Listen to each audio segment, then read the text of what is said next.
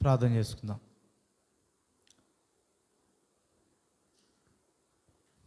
పరిశుద్ధుడు, ప్రేమగల పరలోకమందున మా తండ్రి, మహిమగల రాజా, స్తోత్రార్హుడా, మీకున్నతమైన శ్రేష్టమైన పరిశుద్ధ నామాన్ని బట్టి మరి ఒక పర్యాయము నీ యొక్క మందిర ఆవరణంలో నియామక కూడికగా ఈ సాయంకాల సమయంలో నీ ప్రజలంగా మేము కలిగినట్టుకు మీరు మాకు ఇచ్చిన ఆధిక్యతను బట్టి వందనాలు. దినమంతట్లో బాధ్యతల్లో మీరు మాకు ఇచ్చిన సహాయాన్ని బట్టి వందనాలు. ఈ సాయంకాల సమయంలో నీ వాక్యాన్ని ధ్యానించిన నిమిత్తమై మా కొరకు ఏర్పరిచిన ఈ ప్రశస్తమైన సమయాన్ని బట్టి నేను స్తుతిస్తున్నాం. కూడి వచ్చిన విలువైన నీ ప్రజలను బట్టి వందనాలు. వారికి రావాల్సిన పూర్తి భాగం వారికి ఇవ్వండి. ఇంకా నీ ఉద్దేశంలో ఉన్నవారు మాతో జత చేయబట్టకు సహాయం చేయండి. క్రయం చెల్లించి నీ సన్నిధిలో తమ సమయం గడుపుట ద్వారా నీ ద్వారా సంపూర్ణమైన దీవెనలు వారి విషయమైన నీ ఉద్దేశం ఈ భూమి మీద నెరవేర్చబట్టకు సహాయం చేయండి. దేవా, ఎవరైతే ఆశ కలిగి ఉన్నారో యథార్థముగా వారికి మీరు అనుకూలతలు ఏర్పాటు చేయండి. క్షేమమును భద్రతను కూడా వారికి ఇవ్వండి. ఎవరైతే నిర్లక్ష్యంగా ఉన్నారో వారిని కూడా సంధించండి, సరిచేయండి. నీ సన్నిధి యొక్క, నీ వాక్యం యొక్క అవసరతను, ప్రసన్నతను వారు గుర్తిరుగుట కృపను అనుగ్రహించండి. దేవ, నిర్లక్ష్యంగా ఉండకుండా సహాయం చేయండి. మీరు అక్కడ సమీపంగా ఉంటున్న దినాల్లో మరింత ఎక్కువగా జాగరూకతతో ప్రవర్తించుటకు సహాయం చేయండి. వీటికి సాయంకాల సమయంలో నీ సన్నిధి మాతో ఉంచండి. మా మధ్య మీరు సింహాసనాసీనుడు అయ్యుండి మా మధ్య మాతో ముచ్చటించి మాట్లాడండి. దేవా, అనారోగ్యంగా ఉన్న వారిని స్వస్థపరచండి. తమ ప్రియులను పోగొట్టుకున్న వారి కుటుంబాల సంఘాలను ఆదరించండి. సార్వత్రిక సంఘాన్ని మీ స్వాధీనంలో మీ యొక్క ఐశ్వర్యం చెప్పిన వారి అవసరాలు తీర్చుచు దేవా, నీ మహిమ కొరకు వారు జీవించడం కృపనివ్వండి. వారి జ్ఞాపకం ఉంచుకునండి. దేవా, ఇచ్చిన మంచి వాతావరణాన్ని బట్టి వందనాలు. అలాగే ఈ పవర్ సిస్టమ్స్ అన్ని కూడా నీ మహిమార్థమే చక్కగా పనిచేయడం కృపనివ్వండి. మమ్మల్ని కూడా నీ వశంలో ఉంచుకునండి. ఆసక్తితో నీ వాక్యం అంగీకరించి వాక్యానుసారంగా విశ్వాసంతో జీవించచ్చు మీరు అక్కడ కొరకే సిద్ధపరచబట్టు అనేకలు సిద్ధపరచుటకు మా కృపనివ్వండి. మరొకసారి సాయంకాల సమయంలో నీ అమ్మకొడిగా మేము కూడి వచ్చినట్టుగా మీ సన్నిధి మాతో ఉంచినందుకు స్తుతిస్తున్నాం. పాటల ద్వారా, లేఖనాల ద్వారా మమ్మల్ని దర్శించి మమ్మల్ని తృప్తిపరిచి, పోషించి, ఆదరించి, ధైర్యపరిచి నడిపించమని మహిమా ఘనత ప్రభావాలు నీకు ఆరోపిస్తూ యేసుక్రీస్తు ప్రభు మా రక్షకుని నామమున స్తుతించి గణపరిచి ప్రార్థించి వేడుకొనిచున్నాం తండ్రి. ఆమేన్.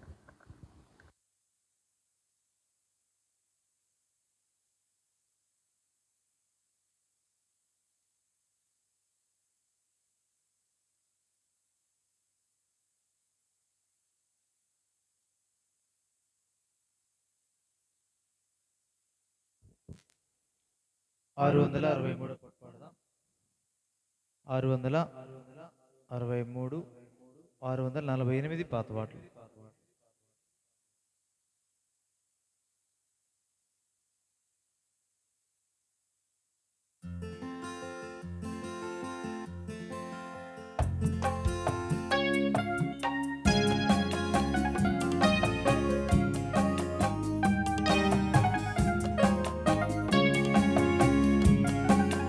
వాక్యముగా నిశ్చితివి జయించెడు వాని కన్నీ, స్వాస్థ్యముగా నిశ్చితివి జయించెడు వాని కన్నీ. నీవే మాకు దేవుడవై ఉన్నావు, నీవే మాకు దేవుడవై ఉన్నావు. మేము నీదు పుత్రులమైతిమి, మేము నీదు పుత్రులమైతిమి. నీ స్వంత రక్తమునిచ్చి, నీ స్వంత రక్తమునిచ్చి కొన్నావు నీ సొత్తుగా, కొన్నావు నీ సొత్తుగా.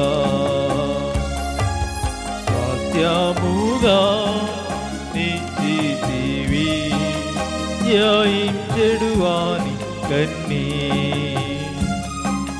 స్వాస్థ్యముగా నిశ్చితివి జయించే వాని కన్నీ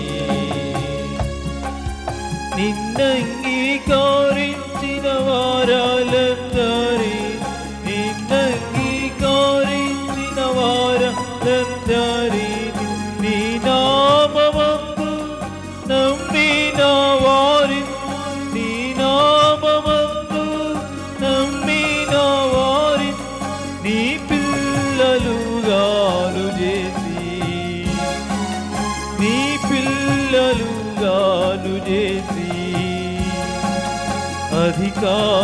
అధికారమిచ్చితివి అధికారమిచ్చితివి స్వాస్థ్యముగా నిశ్చితివి జయించెడు వాని కన్నీ స్వాస్థ్యముగా నిశ్చితివి జయించె వాని కన్నీ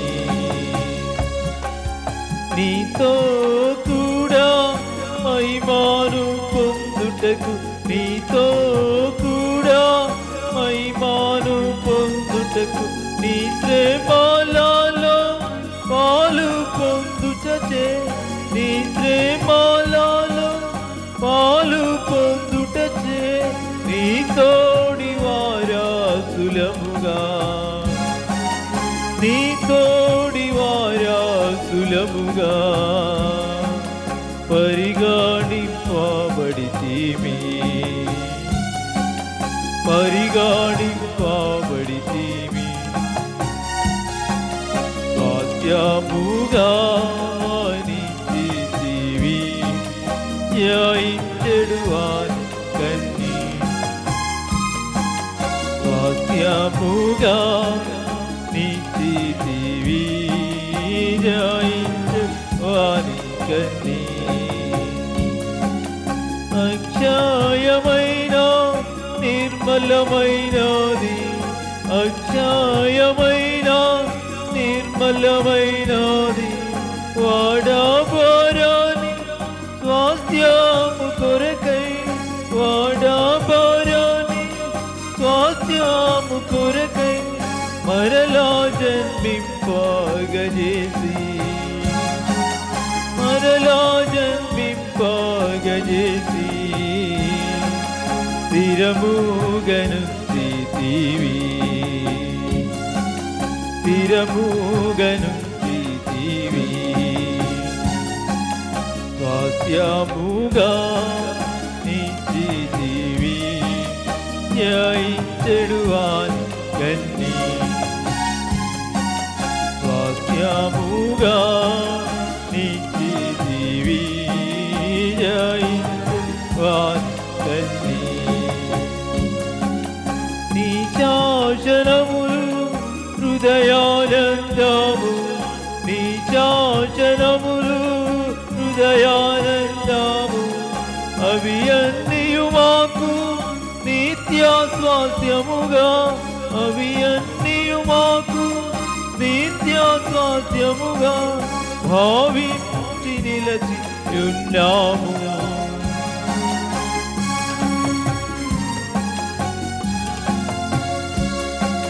హల్లెలూయా గీతములతో హల్లెలూయా గీతములతో స్వాస్థ్యముగా నిశ్చితివి జయించెడు వాని కన్నీ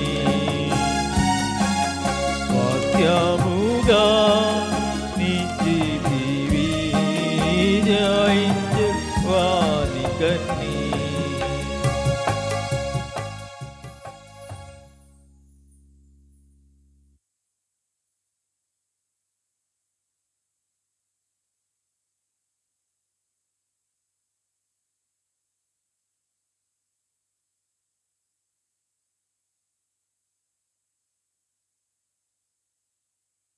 ఆరు వందల 78 662 678 పాత వాటిలో 662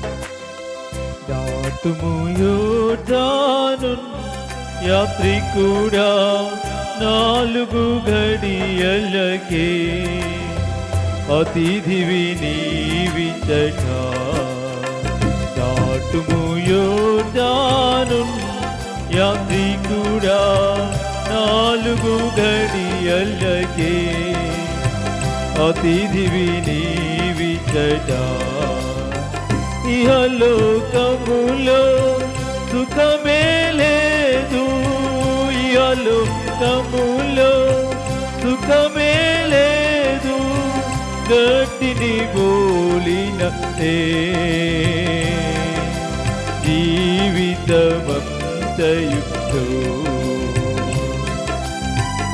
ఇహలోకములో సుఖమే లేదు గట్టిని బోలిన జీవితమంతయుక్తో దాటుము యోర్దాను యాత్రికుడా 4 ఘడియలకే అతిథివి నీవిచట దాటుము యోర్దాను యాత్రికుడా 4 ఘడియలకే అతిథివి నీవిచట నీడలు క్షణములో మారిన రీతి నీడలు క్షణములో మారిన రీతి జీవితముండు కదా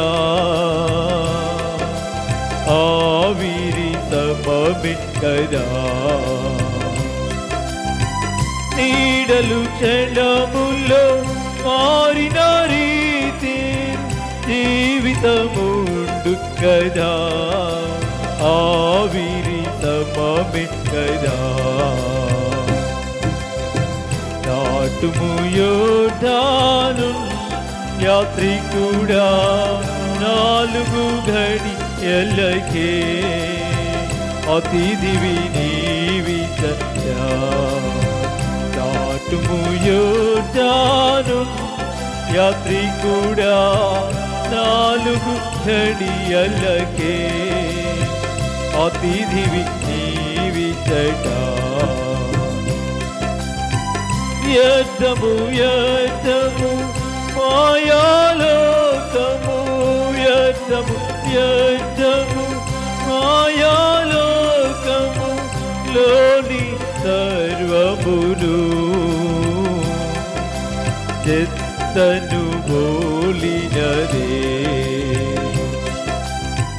వ్యర్థము వ్యర్థము మాయాలోకము లోని సర్వమును చెత్తను బోలినదే దాటుము యోర్దాను యాత్రికుడా 4 ఘడియలకే అతిథివి నీవిచట దాటుము యోర్దాను యాత్రికుడా 4 ఘడియలకే అతిథివి నీవిచట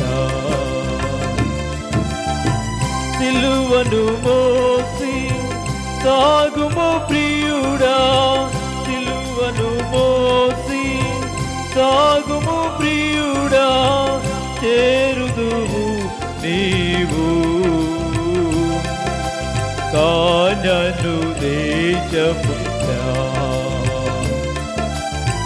సిలువను మోసి సాగుము ప్రియుడా చేరుదువు నీవు కానను దేశమునా దాటుము యోర్దాను యాత్రికుడా 4 ఘడియలకే అతిథివి నీవిచట దాటుము యోర్దాను యాత్రికుడా 4 ఘడియలకే అతిథివి నీవిచట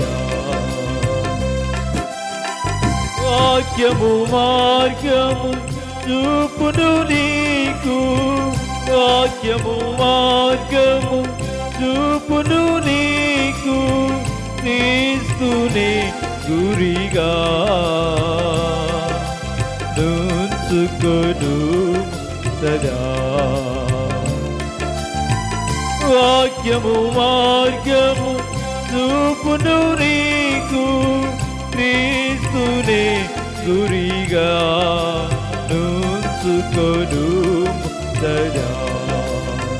దాటుము యోర్దాను యాత్రికుడా 4 ఘడియలకే, అతిథివి నీవిచట. దాటుము యోర్దాను యాత్రికుడా 4 ఘడియలకే, అతిథివి నీవిచట.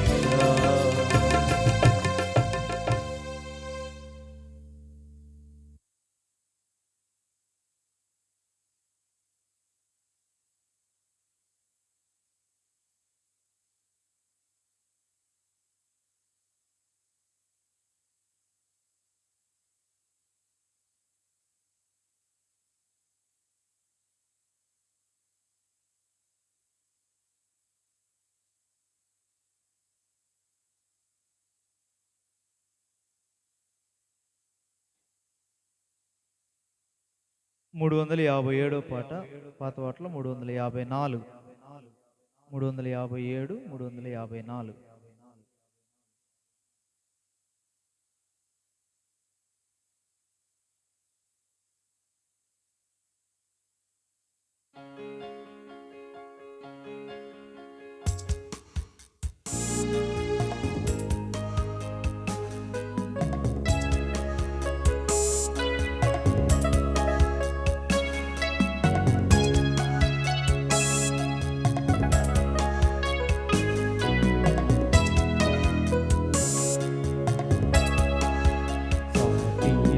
నీది యేసు నీరైక, పాపమును కడుగును ప్రియుడా, పాపమును కడుగును.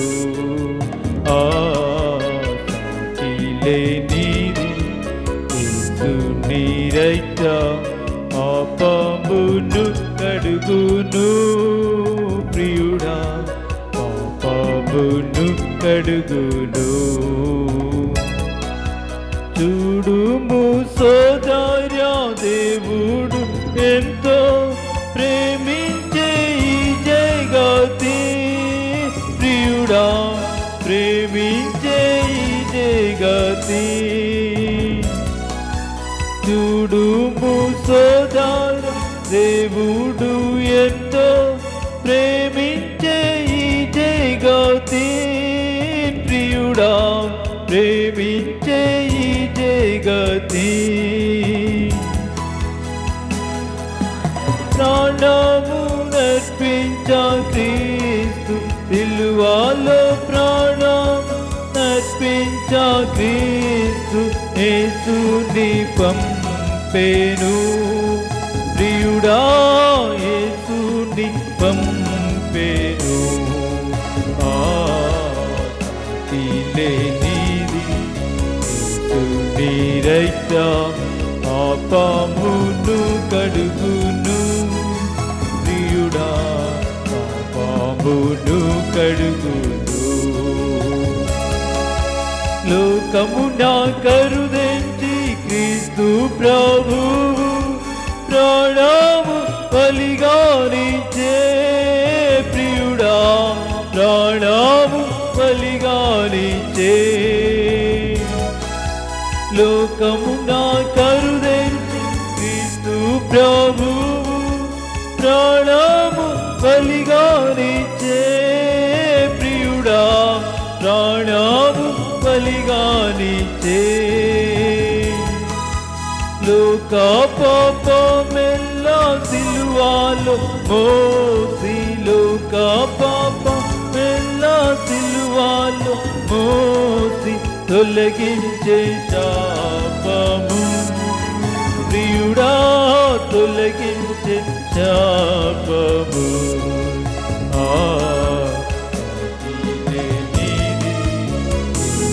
నీ రక్తం పాపమును కడుగును ప్రియుడా పాపమును కడుగును వినుము సోదర ప్రభు యేసు క్రీస్తును పరలోక వార్తను ప్రియుడా పరలోక వార్తను వినుము సోదర ప్రభు యేసు క్రీస్తును పరలోక వార్తను ప్రియుడా పరలోక వార్తను ఉన్నతమైన పరలోక ప్రేమను ఉన్నతమైన పరలోక ప్రేమను చాటించుచుంటిమి ప్రియుడా చాటించుచుంటిమి నీది యేసుని రక్తం పాపమును కడుగును ప్రియుడా పాపమును కడుగును యేసుని నీవు క్షమించమని వేడు విరిగిన హృదయముతో ప్రియుడా విరిగిన హృదయముతో యేసుని నీవు క్షమించమని వేడు విరిగిన హృదయముతో ప్రియుడా విరిగిన హృదయముతో యేసుని అమూల్య రక్తధారాలు యేసుని అమూల్య రక్తధారాలు కడుగును పాపమెల్లా ప్రియుడా కడుగును పాపమెల్లా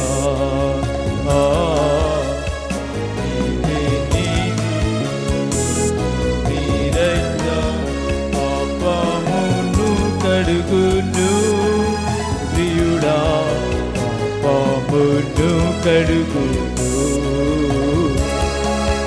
పాప భారమును మోసికొని నీవు ప్రయాసముందెదవా ప్రియుడా ప్రయాసముందెదవా పాప భారమును మోసికొని నీవు ప్రయాసముందెదవా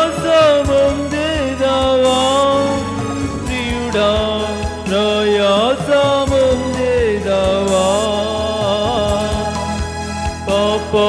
పాపమొప్పుకొని యేసు పాదముల పాపమొప్పుకొని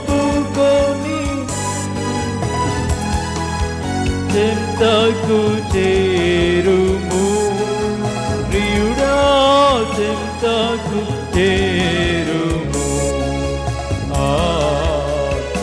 ఇదే నీది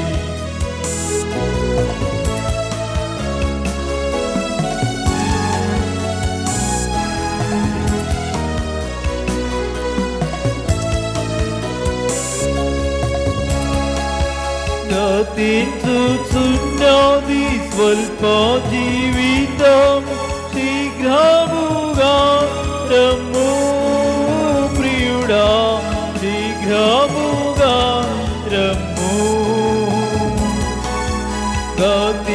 గతించుచున్నది స్వల్ప జీవితము శీఘ్రముగా రమ్ము ప్రియుడా శీఘ్రముగా రమ్ము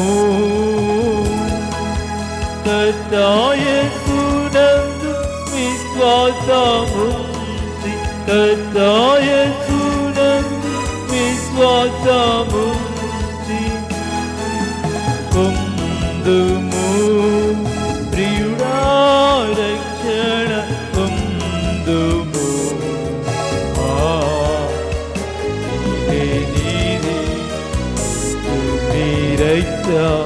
పాపమును కడుగును ప్రియుడా పాపమును కడుగును కృపాయానందం పవిత్ర ప్రేమాలో భాగము పొందుము ప్రియుడా భాగము పొందుము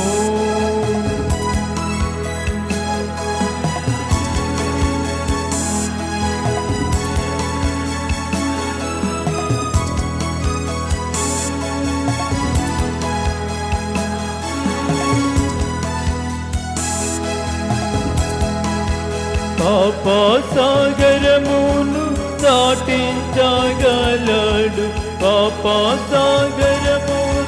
దాటించగలడు యేసు రక్షకుడే ప్రియుడా యేసు రక్షకుడే ఆశీలే ఇది రక్తం పాపమును కడుగును ప్రియుడా పాపమును కడుగును నీది రక్తం పాపమును కడుగును ప్రియుడా పాపమును కడుగును.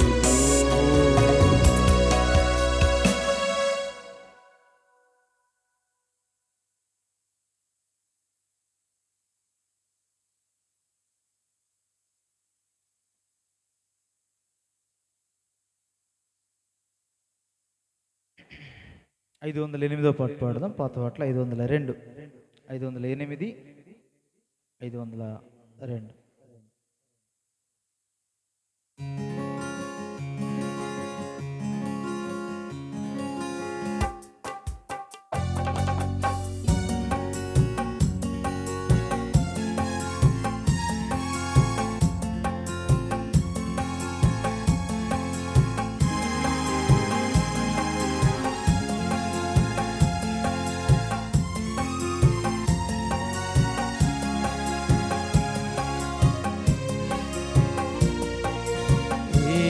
చిరండి విశ్వాసులార యోర్దనది దాటను విరచిపెట్టుడి మిశ్రాయి సుఖ విలాస మాయలను విరచిపెట్టుడి మిశ్రాయి సుఖ విలాస మాయలను సందేహించక లేచమైన యేసుని వాగ్దానముల్ సందేహించక లేచమైన యేసుని వాగ్దానముల్ ముందంజవేసి నిరాశవి ముందంజవేసి నిరాశవి ప్రభుపై నమ్మిక యుందుడి లేచిరండి విశ్వాసులార యోర్దనదిని దాటను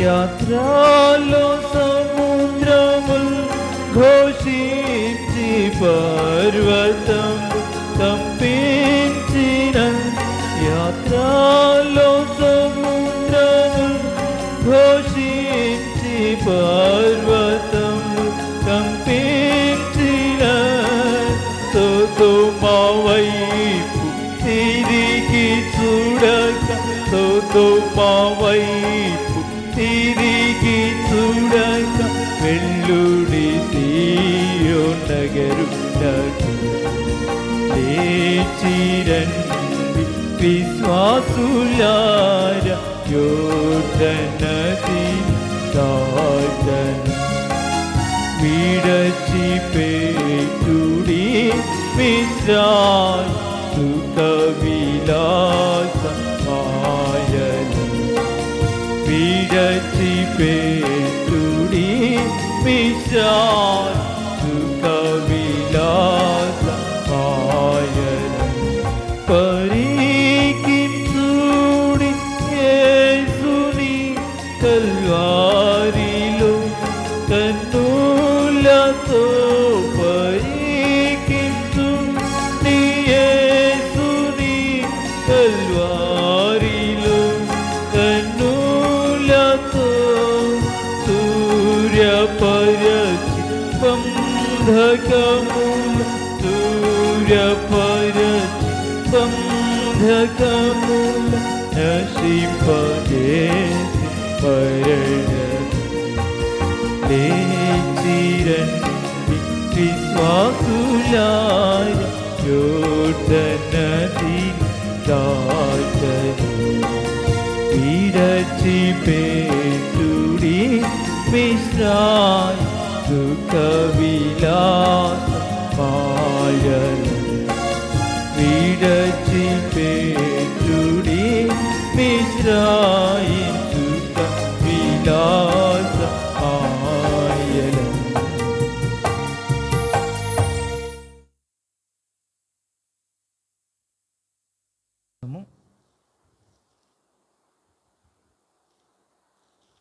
మూడవ అధ్యాయం యెహోషువ గ్రంథం 3వ అధ్యాయం.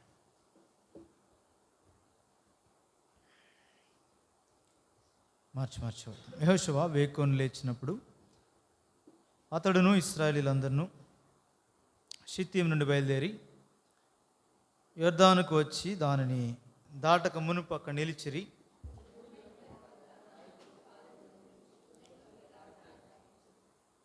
మీరు మీ దేవుడిని యెహోవా నిబంధన మందసమును యాజకులైన లేవీలు మోసుకొని పోటు చూసినప్పుడు మీరున్న స్థలంలో నుండి బయలుదేరి దాని వెంబడి వెళ్ళవలెను.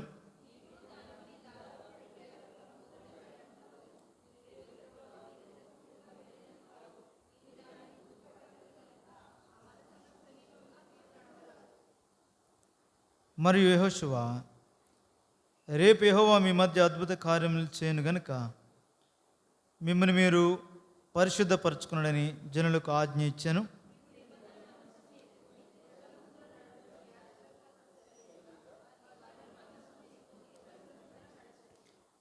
అప్పుడు యెహోషువ ఇట్లనెను, నేను మోషేకు తోడైండినట్లు నీకును తోడైందునని ఇశ్రాయేలీయులందరూ ఎరుగునట్లు నేడు వారి కనుల ఎదుట నేను గొప్ప చేయ మొదలుపెట్టెదను.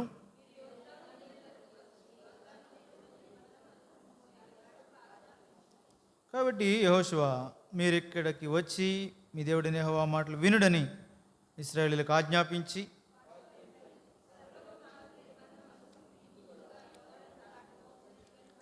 జీవము గల దేవుడు మీ మధ్యన ఉన్నాడనియు ఆయన నిశ్చయముగా మీ ఎదుటి నుండి కనానీయులను హిత్తీయులను హివీయులను పెరిజ్జీయులను గిర్గేషీయులను అమోరీయులను ఎబూసీయులను వెళ్ళగొట్టుననియు దీనివల్ల మీరు తెలుసుకుందరు.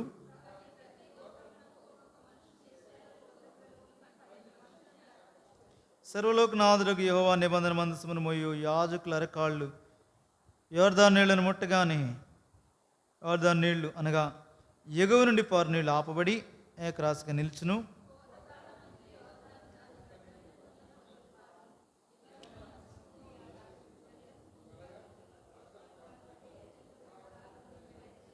అప్పుడు ఆ మందసమును మోయేవారు యోర్దానులో దిగిన తరువాత మందసమును మోయి యాజకుల కాళ్ళు నీటి అంచున మునగ్గానే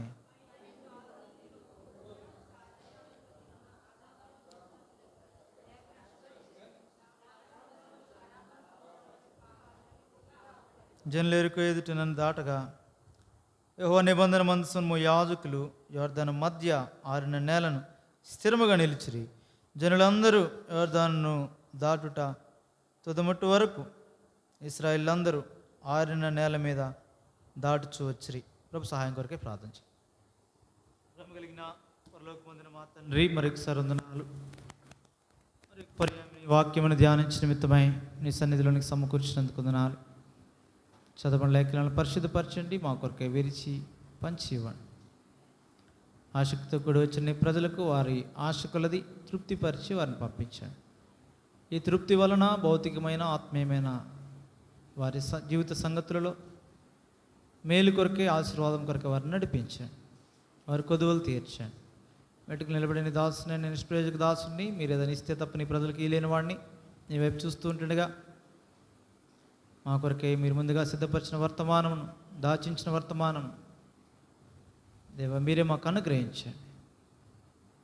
కాని సంగతుల నుంచి దూరపరచండి. మాకేం అవసరమో మీరు ఎరిగిన దేవుడుగా మా కొరకే ఉద్దేశించిన సంగతులు మేము ఎరుగుటకు ఈ అధ్యాయం ద్వారా మా కొరకు ఏమున్నాయో అది ఎరుగుటకు సహాయం చేయండి. ఇలాగున మా ఆత్మీయాత్రలో భౌతికంగా ఈ భూమి మీద కూడా మేము జీవించడానికి సరిపోనట్లుగా నీ వాక్యమును స్వీకరించి మా గృహాలకు సంతోషంతో వెళ్ళటకు సహాయం చేయమని యేసుక్రీస్తు ప్రభువు రక్షకునామమున ప్రార్థించి వేడుకొనిచున్నాం తండ్రి.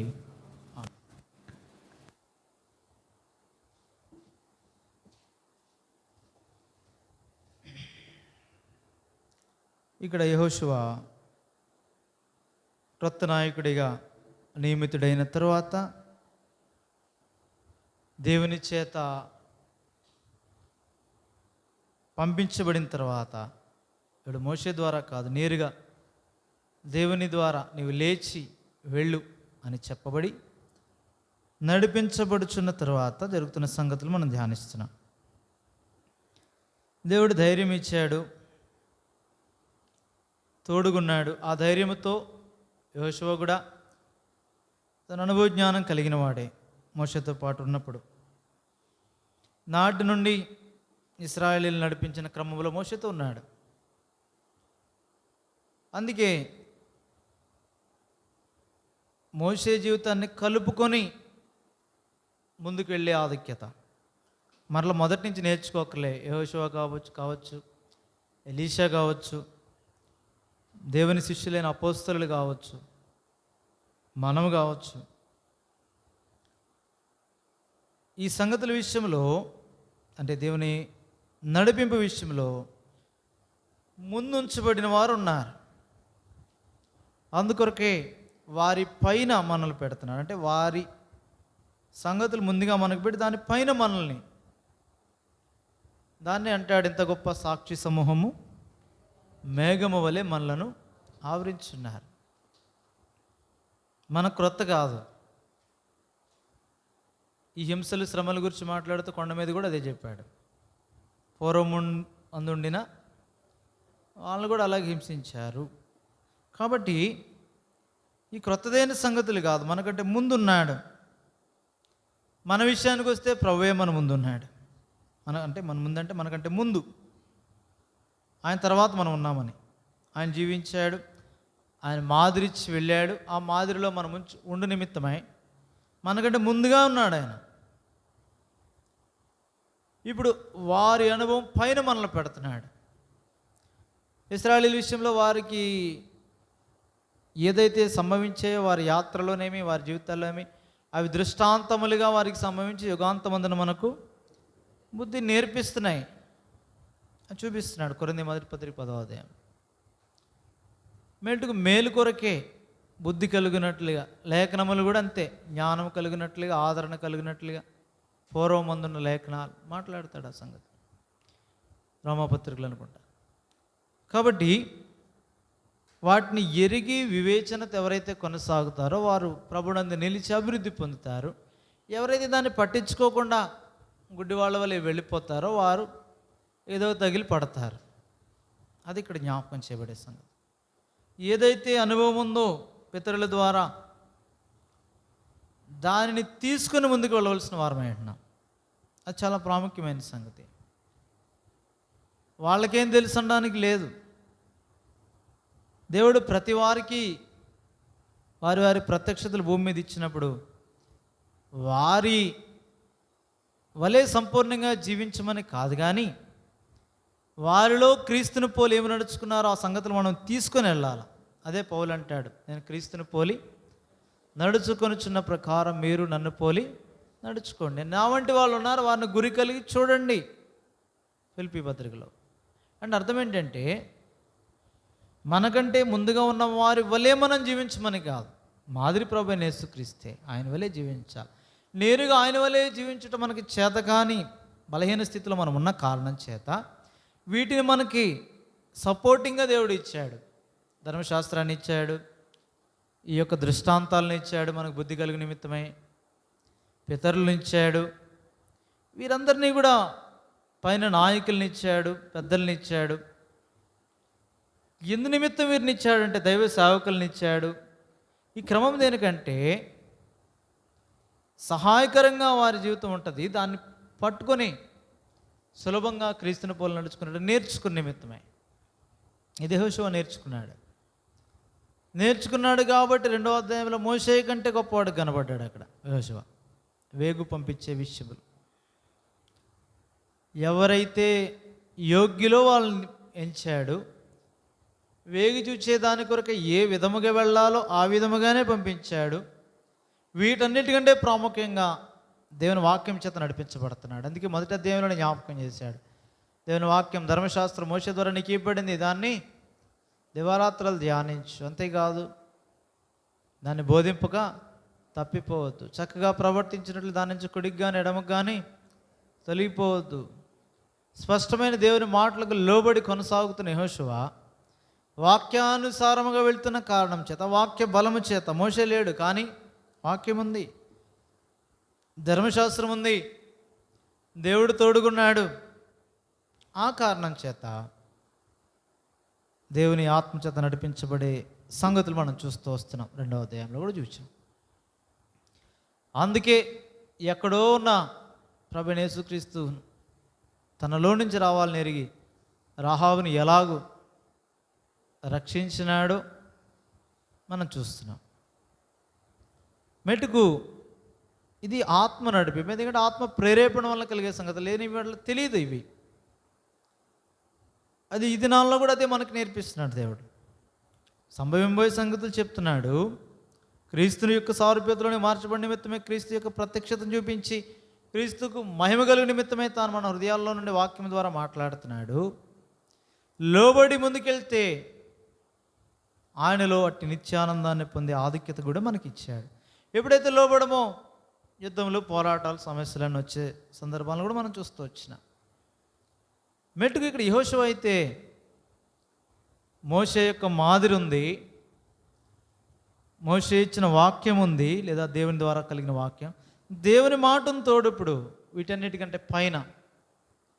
ఆ కారణం చేత ధైర్యముతో కూడిన వర్తమానం ఆ వేగుల వారి నుంచి పొందగలిగాడు. సరే, మొదటి అధ్యాయంలోనే దేవుడు చెప్పినట్టుగా ప్రజలను తీసుకెళ్ళాడు, చెప్పాడు కదా. మొదటి అధ్యాయంలో ఆహారం సిద్ధపరచుకోండి, 11వ వచనంలోనే ఎక్కడ మాట్లాడుతున్నాడు, మీరు స్వాధీనం చేసుకోవాలా, కాబట్టి యోర్దానుకి వెళ్ళండి, 3 దినాల్లోగా మీరు వెళ్ళిపోతారంటే 3 దినాలు అక్కడ ఉండాలా. ఇది 2వ వచనంలో కూడా ఇక్కడ కనబడుతుంది. 3వ అధ్యాయం చదవండి మొదటి నుంచి.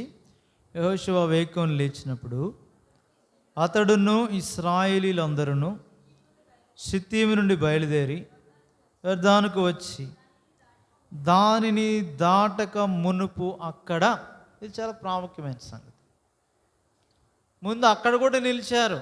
కంపారిటివ్గా ఇక్కడ యొర్దాను యెహోషువ విషయంలో, మోషే విషయంలో ఎర్ర సముద్రం ఖచ్చితంగా కంపేర్ చేయవలసిందే.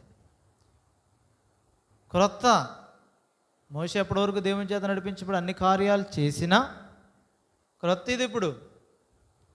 ఎందుకంటే తన స్వాధీనంలో ఉన్నారు ప్రజలు, ఇప్పుడు ఫరో స్వాధీనంలో లేరు. క్రొత్తగా ముందు ఆటంకం ఎర్ర సముద్రం.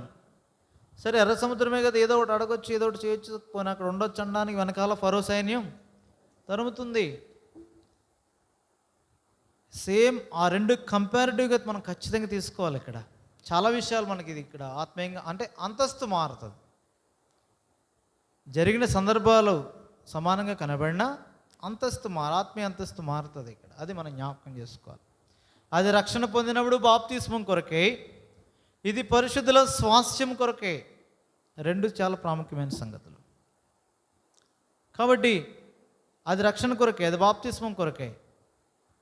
నిర్గమకాండం 14వ అధ్యాయం.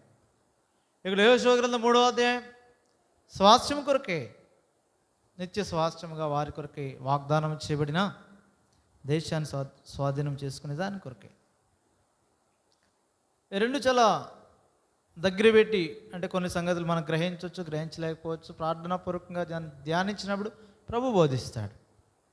అన్నీ మనకి ఇక్కడ మనం బోధించలేకపోవచ్చు, ఇక్కడ మనం నేర్చుకోలేకపోవచ్చు. అది ధ్యానించినప్పుడు అర్థమవుతుంది. ఖచ్చితంగా రెండు కంపారిటివ్గా తీసుకోవాల్సిందే. రెండు ముందు ఉన్నాయి. అక్కడైతే కలవరం ఉండింది, అక్కడైతే ఇంతకుముందు అనుభవం లేదు, దాటిన అనుభవం, నీటిని దాటింది. ఇక్కడ ఉంది. వీరికైతే మునుపు మా పితరులను దేవుడు మోషే ద్వారా ఎర్ర సముద్రాన్ని దాటింపజేశాడు, అనుభవం ఉంది. అనగా వారి పితరులకు అనుభవం ఉంది, వారిలో కొద్దిమందికి ఉంది, కానీ అప్పుడు లేదు. చాలా స్పష్టంగా జ్ఞాపకం చేస్తున్నాడు. అందుకే అప్పుడున్న ఆ కలవర దినాలు వేరు, కలవరముతో కూడిన దినాలు. అంటే వారు ఏం చేశారు, ఏం చేయాలో తెలియక మోషేకి వ్యతిరేకంగా లేచారు. ఐగుప్తులో మాకు సమాధిలో నేడు తెచ్చావా, ఇట్లా మాట్లాడుతూ వచ్చారు. దేవుడు అక్కడ చెప్పాడు, యెహోవా మీకు అనుగ్రహించే రక్షణను, దయచేయ రక్షణను ఊరకే నిలిచుండి చూడండి అని చెప్పాడు. అక్కడ ఈ సందర్భాలన్నింటి విషయంలో యెహోషువ సాక్షిగా ఉన్నాడు. తాను ఎలాగో ఎరుగున వాడే. యెహోషువ కాలేబులు తెలిసిన వారే సంగతి. ఇశ్రాయేలీలు కూడా మోషే బోధించి వెళ్ళాడు, వారు ఎరిగిన వారే. అందుకొరకే దేవుడు చెప్పినట్లుగా 3 దినాలు ప్రభు యొక్క మాట కొరకు వేచి ఉన్నారు. అక్కడ చాలా ప్రాముఖ్యం. ఆత్మీయమైన పరిశుద్ధుల స్వాస్థ్యం, లేదంటే వాగ్దాన భూమి. వాగ్దానం చేశాడుగా దేవుడు, ఎవరికి? అబ్రహాముకు చేశాడు. తర్వాత ఈ 4వ తరం వారు మళ్ళీ వెళ్తారు అక్కడికి. ఇవన్నీ వాగ్దానము చేయబడిన భూమిని వారు స్వతంత్రించుకునే, స్వాధీనపరుచుకునే దానికి ముందు ప్రభు కొరకు కనిపెట్టుట సమాజముగా, సంఘముగా, నాయకునితో సహా ప్రాముఖ్యం. అది జ్ఞాపకం చేస్తున్నాడు. 3 దినములు యొర్దానుకు వచ్చి దాన్ని దాటక మునుపు అక్కడ నిలిచిరి అని రాయబడింది. కాబట్టి త్వరపడి చేసే కార్యాలు కాదది. ఆయన చేసుకుంటాడు. తగిన కాలము కొరకే వేచి ఉండుట చాలా ప్రాముఖ్యమైనది. మానవ దృష్టితో ఎప్పుడు చూసేదానికి అవకాశం లేదు. మోషే కర్ర ఎత్తాడు కదా, నువ్వు కూడా ఏదో పైకి ఎత్తు, లేదంటే ప్రార్థన చేసి వెళ్ళిపోతాం కాదు. దైవ నియమమే. ఆయన చెప్తాడు, అప్పుడు వెళ్ళాలా. ఏం చేయమంటాడు అది చేయాలా. మోషే ఏం చేశాడు అది చేయడం కాదు. యెహోషువకు తెలుసు, ఆత్మ ద్వారా నడిపించబడుతున్నాడు. ప్రజలకు అందుకే నేర్పించాడు. ఇప్పుడు ఈ ప్రజలు ఎవరు కలవర పెట్టట్లేదు, సనగట్లేదు. నిలవమంటే ఏం చేశారు, వారు నిలిచారు. మోషే మాట, ప్రతి మాట మేము విన్నట్టు నీ మాట కూడా వింటామని తీర్మానంతో వచ్చారు. మొదటి అధ్యాయంలో చూస్తున్నాం ఆ మాటలు. కాబట్టి అక్కడే ఉన్నారు వారు. 3 దినములు వారు అక్కడ నిలిచే ఉన్నారు. అక్కడ జ్ఞాపకం చేయబడుతుంది. 2వ వచనం, 3 దినములైన తర్వాత నాయకులు పాళెంలో తిరుగుచు జనులకు ఇలాగూ ఆజ్ఞాపించారు. ఇప్పుడు మాట్లాడుతున్నారు. ఇప్పటి వరకు మాట్లాడలేవు. ఇప్పటి వరకు ఏ ఆజ్ఞ ఇవ్వలే. యెహోషువ 3 దినాలు అన్నాడు. 3 దినాలు ఉండవలసిందే. అక్కడ మాట్లాడలేదు. ఎవరు మాట్లాడినట్టు కనబడలేదు. అంటే ఏం చేయాలని అడిగినట్టుగా కానీ, ఏమైనా చేసినట్టుగా కానీ కనబడలేదు. ఇది చాలా ప్రాముఖ్యం. ఉన్నతమైన, లేదంటే దేవుని వాగ్దానం మన జీవితాల్లో నెరవేర్చబడుతున్నప్పుడు, వ్యక్తిగతంగా, కుటుంబంగా, సంఘాల్లో, దాని కొరకే వేచి ఉండుట, నిలిచి ఉండుట చాలా ప్రాముఖ్యం. ప్రభు సన్నిధిలో నిలిచి ఉండుట, కనిపెట్టుట. అక్కడ ఏ విధము చేతనైనా పాతది ఏ తప్పిదాలు అయితే చేశారు ఇశ్రాయేలీయులు, ఆ తప్పిదం ఏమి చేయకుండా భద్రపరిచాడు నాయకుడు. అప్పటి మాదిరి సనగకుండా ప్రిపేర్ చేశాడు వారిని. దేవుడు కూడా అట్లనే తోడుకున్నాడు. పెద్దలు లోబడ్డారు యెహోషువకి, ప్రజలు లోబడ్డారు. పాత తప్పులేం చేయకుండా ఉన్నారు. అంతేగాని పాత మార్గమును వారు ఉపయోగించట్లేదు. అదే కొలస్సీ పత్రికలో మనం నేర్చుకోవాల్సింది. కాబట్టి మన పితరులు పెట్టిన సంగతుల నుంచి దూరంగా ఉండాలంటే అది ఉద్దేశం. మోషే వెళ్ళిపోయాడు కదా, కర్ర చూపించని చెప్పి చూపించట్లేదు యెహోషువ. ఇక్కడ ఆ మార్గాన్ని ఎంచుకోవట్లే. ప్రభు ఏం చెప్తాడో అది చేయాలి. మోషే ఏం చేశాడు? ప్రభు చెప్పే వరకు వేచి ఉన్నాడు. అక్కడ ప్రభు అధికారం ఇచ్చాను కదా, ఇంకా నీ ఇష్టం చూపించంటే చూపించాడు, కానీ అప్పటి వరకు వేచి ఉన్నాడు. ఇక్కడ యెహోషువ కూడా అంతే, వేచి ఉన్నాడు. మోషే చేసినట్టు చేయట్లేదు. అంటే మోషే భౌతికమైన క్రియ ఏదైతే చేశాడో ఆ మార్గాన్ని ఎంచుకోవట్లేదు, కానీ మోషే దేవుని వైపు నుంచి ఏ విధమైన రిలేషన్ కలిగి ఉన్నాడో ఆ వేచి ఉండి ప్రభువు నుంచి వర్తమానం కొరకు వేచి ఉన్నాడు. ఆయన మాట్లాడిన సంగతులు ఇక్కడ మాట్లాడుతున్నాడు. అదే ఇక్కడ చూస్తాం. అంటే ముందు నేరుగా ప్రజలకు చెప్పబడిన దేవుడు చెప్పిన మాటలు ఇవి. చదవండి 3వ వచనం. మీరు మీ దేవుడిని యెహోవా నిబంధన మందసమును యాజకులైన లేవీలు మోసుకొని పోవుట చూసినప్పుడు బయలుదేరి దాని వెంబడి వెళ్ళ. స్పష్టంగా అదే చెప్తున్నాడు. మీరు దాన్ని చూడాలి. దేనంటే నిబంధన మందసాన్ని చూడండి. యాజకులైన లేవీలు ఎప్పుడైతే మోసుకుని వెళ్తారో మీ దృష్టి దాని మీద ఉండాలి. మునుపు ప్రత్యక్ష గుడారం వేయబడినప్పుడు మీ దృష్టి మేఘస్తంభం మీద ఉంది. మేఘం ఎప్పుడు ఎత్తబడిందో వాళ్ళు ప్రయాణం చేయడానికి సిద్ధపడ్డారు. ఇప్పుడు మీ దృష్టి దాని మీద కాదు. నిబంధన మందసము యాజకులు దాన్ని మోసుకుని వెళ్తున్నప్పుడు దాన్ని వెంబడి మీరు వెళ్ళాలి. మందసాన్ని తీసుకొచ్చాడు అంటే అర్థం ఏమంటే ప్రభువు యొక్క ప్రత్యక్షతలు, ప్రభువు నివసించే స్థలముగా, ప్రభువుని చూపించేవిగా ఏవైతే ఉన్నాయో వాటిని మారుస్తున్నాడు. ఇప్పుడు ప్రత్యక్షతలు మారుతున్నాయి, కానీ దేవుడే నడిపిస్తున్నాడు వారిని. అంటే దేవుడు స్థిరం, నడిపించే దేవుడే, ఆయన సజీవుడైన వాడు. కానీ దానికి సాదృశ్యరూపంగా మీ మీద పెట్టబడి వేరు.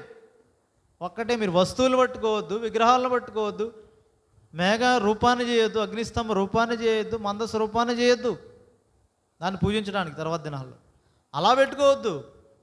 ఆయన సజీవుడైన దేవుడు సాదృశ్య రూపంగా మీ ముందు వెళ్తున్నాడు. ఆజ్ఞను అనుసరించి లోబడిన వారిలో అన్నాడు ఆయన. లేవీలు ఉన్నారు యెహోవా పక్షాన, వారి మధ్య ఉన్నాడు ఆయన. అది అక్కడ ఆయన వారికి చూపించే సంగతి. విధేయత చూపించిన ప్రజల మధ్య ఆయన ఉన్నాడు, ఆయన నడిపిస్తాడు, అది చూపిస్తున్నాడు. తర్వాత వచ్చిన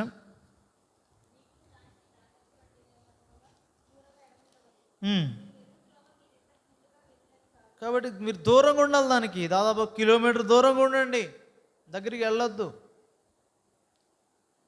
ఎందుకంటే అది ఖచ్చితంగా దేవుడు ఉన్నాడు. దేవుని పరిశుద్ధ స్థలానికి ఎడమగా ఆ పరిశుద్ధతను కాపాడేదాని కొరకు ఒకటి, కానీ కారణాలు ఉండొచ్చు.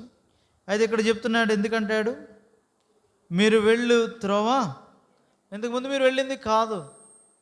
అదైతే మీ చేత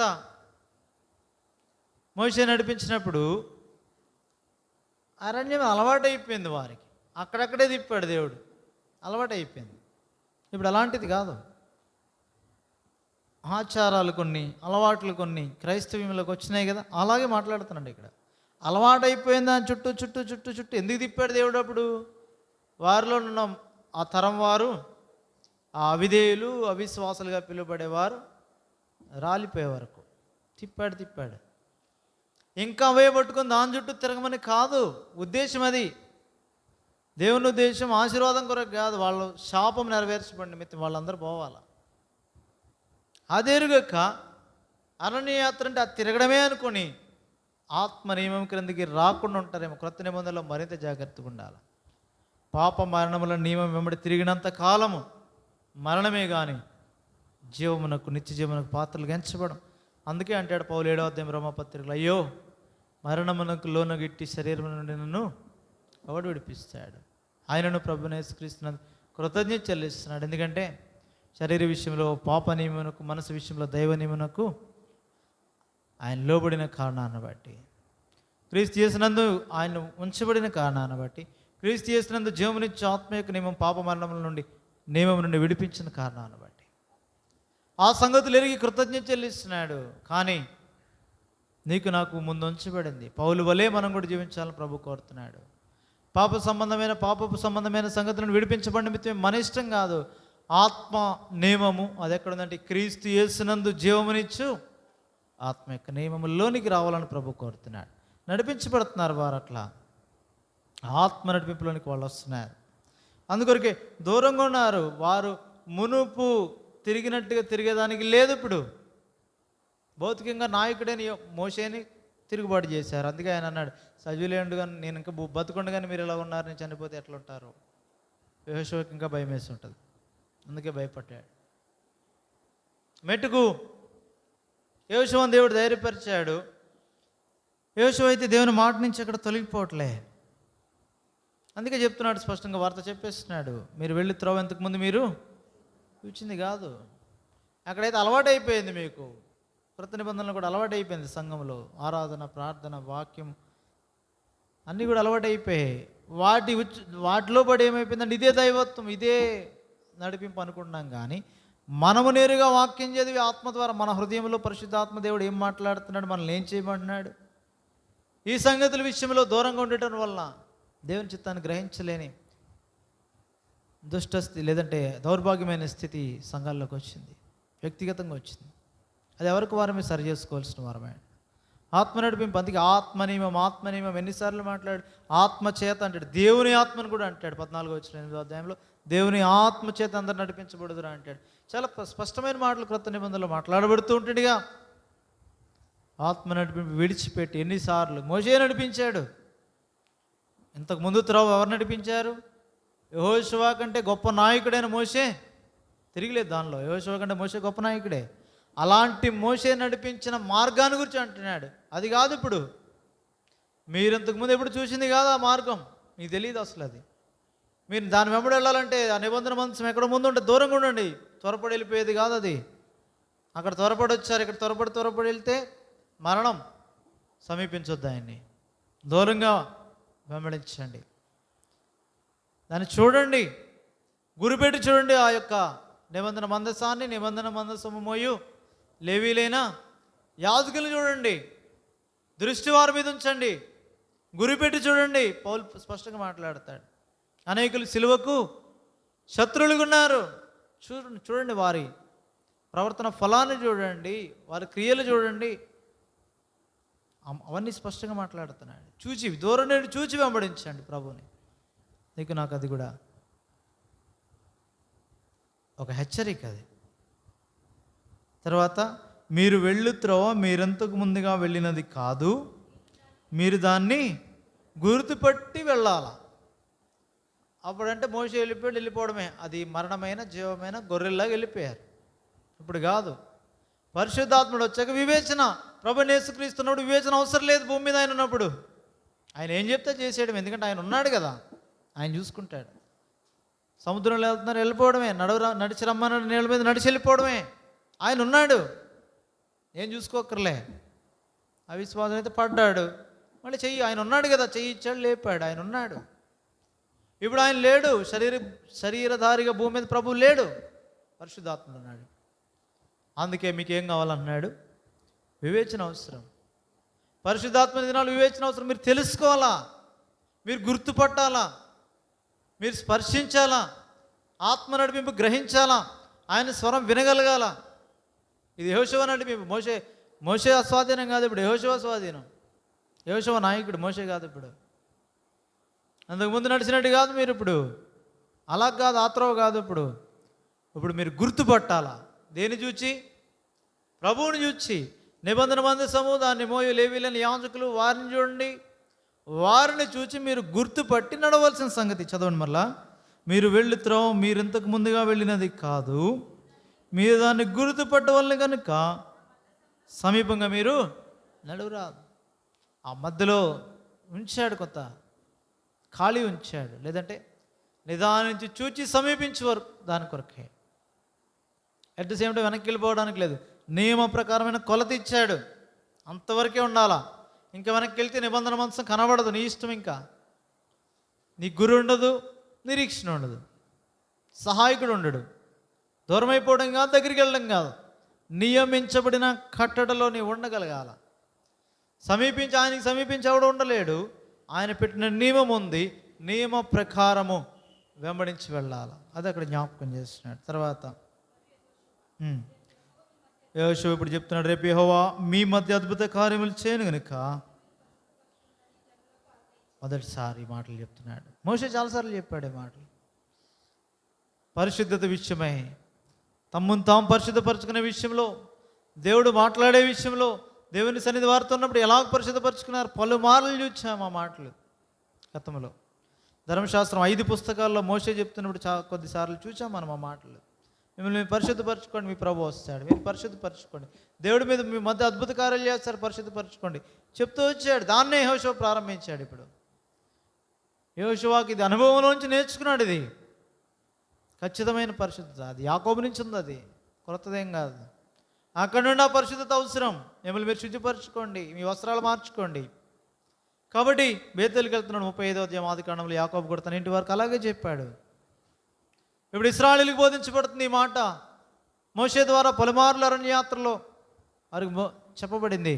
ఇప్పుడు యెహోషువ ద్వారా ఇదే ఇశ్రాయేలుకి ప్రభు వస్తాడు, మిమ్మల్ని మీరు పరిశుద్ధపరచుకోండి. 6వ వచనం, మీరు నిబంధన మందసం ఎత్తుకొని ప్రజల ముందు నడువుడని సెలవీగా వారి నిబంధన మందసమును ఎత్తుకొని ప్రజల ముందు వారిని పెట్టాడు.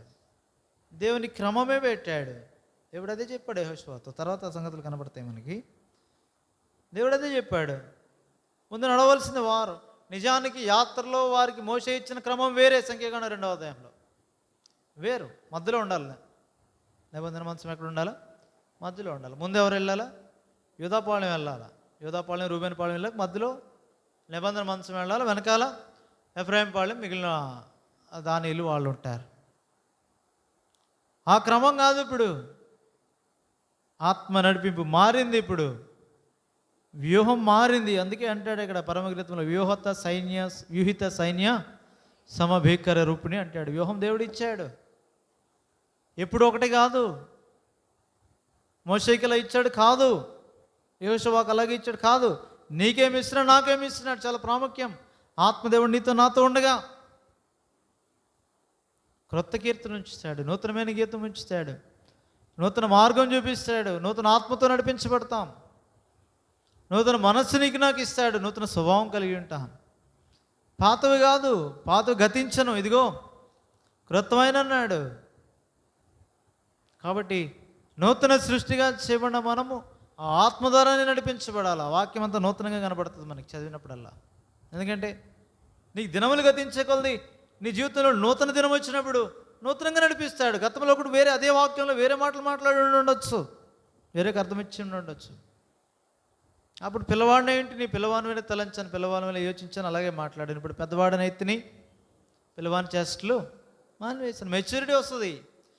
ఆగిపోయే మెచ్యూరిటీ కాదు అది. ప్రభు వచ్చే వరకు, లేదంటే మనం ఈ భూమిని విడిచిపెట్టే వరకు ఆ పరిపక్వత మారుతూ ఎదుగుతూ ప్రభు యొక్క సారూప్యతకు సమానమైన సంపూర్ణత, క్రీస్తు యొక్క సంపూర్ణతకు సమానమైన సంపూర్ణత గల వారు మగ వరకు అది కొనసాగవలసింది. అది జ్ఞాపకం చేస్తున్నాడు. సరే, ఇక్కడ చూస్తే వారిని గురిగా పెట్టాడు. ముందు వారిని పంపిస్తున్నాడు, ముందు మందసాన్ని పంపిస్తున్నాడు. నిజాన్ని మందసాన్ని మోయవలసింది కహాతీయులకి ఇచ్చాడు ఆ బాధ్యత, అహరోను కుమారులకు కాదు. అహరోను కుమారులు సేవ చేసేదానికి లోపల అధికారులు ఉన్నారు, ప్రభువుని సమీపించాలా. అయితే ఇక్కడ ఏమంటాడు, లేవీల్లో యాజకులు అన్నాడు. కొద్ది మార్లు అట్లా సంభవించాయి దావీదు దినాల్లో కావచ్చు. కొన్నిసార్లు లేవీలేని యాజకులు నిజమే, వారు కూడా కహాతీలే, కానీ వారి పరిచయం వేరు. యాజకత్వం మోసేదానికి కాదు వారు. కానీ ఇక్కడ పెట్టాడు లేవీలేని యాజకులు మోయాలా దాన్ని. స్పష్టంగా దైవిక క్రమం వేరుగా ఉంది. ఎందుకంటే పరిస్థితి వేరు. అక్కడ ఎర్ర సముద్రం, ఇక్కడ ఏముంది ఆటలు. అక్కడ రక్షణ కొరకే, బాప్తిస్మం కొరకే, ఇక్కడ స్వాస్థ్యం కొరకే. అక్కడ నాయకుడు వేరు, ఇక్కడ నాయకుడు వేరు.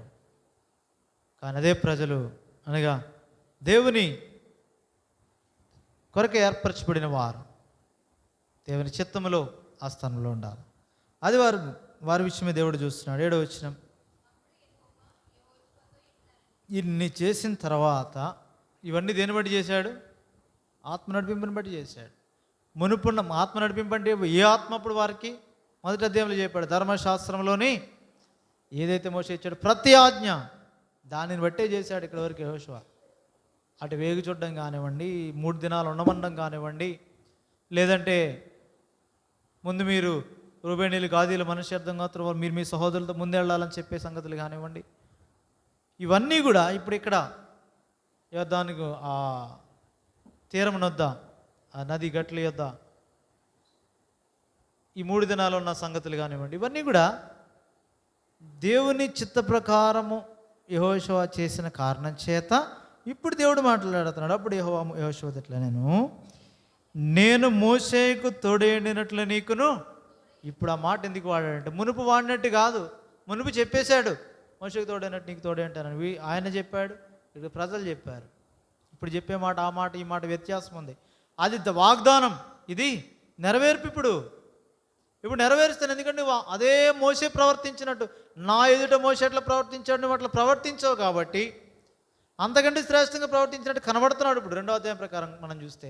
కాబట్టి ఇప్పుడు ఏంటంటే, మోషేకు తోడే ఉన్నట్లు నీకు తోడే అంటాను, ఇశ్రాయేలు అందరూ ఎరిగినట్లు, ఈ సంగతి ఇశ్రాయేలీలందరూ ఎరిగినట్లు వారి కన్నుల ఎదుట నిన్ను గొప్ప చేయ మొదలు పెడతా. సేమ్ ప్యాటర్న్ వాడుతున్నాడు ఇక్కడ, అదే నమూనా వాడుతున్నాడు. మోషేని కూడా ఎర్ర సముద్రం దాటించిన తర్వాత అంటాడు, వారు అప్పుడు యెహోవాకు భయపడి యెహోవా యందును యెహోవా సేవకుడైన మోషే యందును నమ్మిక ఉంచిరి. 14వ అధ్యాయం చివరి వచనంలో ఎర్ర సముద్రం దాటిన తర్వాత చచ్చిన ఐగుప్తీయులను ఇశ్రాయేలీయులు చూచాక జరిగిన సందర్భాన్ని బట్టి మోషే నాయకుడిగా కనపరుచుకున్నాడు, రుజువుపరుచుకున్నాడు. ముందు చాలా చేసినా వారి ప్రాణభయం, వాళ్ళు బయటికి వెళ్ళిపోవాలన్న కంగారే కానీ మోషే మీద దృష్టి లేదు. ఇప్పుడుంది. ఆ కారణం చేత ఇప్పుడు వారు ఫరో స్వాధీనంలో లేరు, మునుపు వారి స్వాధీనంలో ఉన్నారు. మునుపు మన అపవాది బంధకాలు ఉన్నంతకాలం వేరది. ఇప్పుడు విడిపించబడ్డాక ఇది అవసరం. వారు విడిపించబడ్డాక యోహాను సువార్త 2వ అధ్యాయంలో ఆయన కనుగొంటూ వచ్చిన తర్వాత గలిలయలోని కనాలో ఈ మొదటి సూచక్రియను వారి శిష్యులు ఎదుటి చేశాడు. ఎందుకంటే అందువల్ల ఆయన శిష్యులు ఆయన ఎందుకు నమ్మకి ఉంచాలా, వారి కొరకు చేశాడు. ఇప్పుడు యెహోషువని ఏం చేయాలా? మోషేని యేసు ప్రభువును గొప్ప చేసినట్లుగా యెహోషువని ఇశ్రాయేలీయుల ముందు గొప్ప చేయ నిమిత్తమై ఇక మొదలు పెట్టానంటాడు. చూడండి, ఇశ్రాయేలీయులందరూ ఎరుగునట్లు నేను వారి కన్నుల ఎదుట మొదలు పెడుతున్నాడు ఇంకా. కాబట్టి ఎప్పుడైతే మనం కూడా దేవుని చిత్తాన్ని ఎరిగి ముందు అనుభవంలోంచి నేర్చుకొని, అనుభవంలో ఏదైతే కాని సంగతులు చేశారో వారి నుంచి దూరపరుచుకున్నారు. ఇప్పుడు చేయలేదు అలాగా. నిర్గమకాండం 14 వలె సనగలేదు ఇశ్రాయేలీయులు. యెహోషువ చెప్పినట్టు చేశారు. యెహోషువ కూడా త్వరపడలేదు, వేకునే లేచాడు. మళ్ళా అలాగే త్వరపడలేదు, నియమ ప్రకారం వెళ్ళాడు.